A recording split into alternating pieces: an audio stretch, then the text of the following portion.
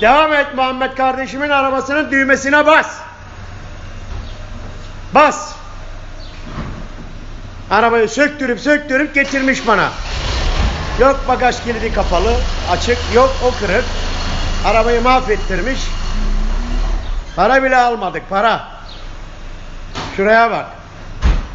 Bak. Camların da kalkıyor. Al. Tamamdır, bırak.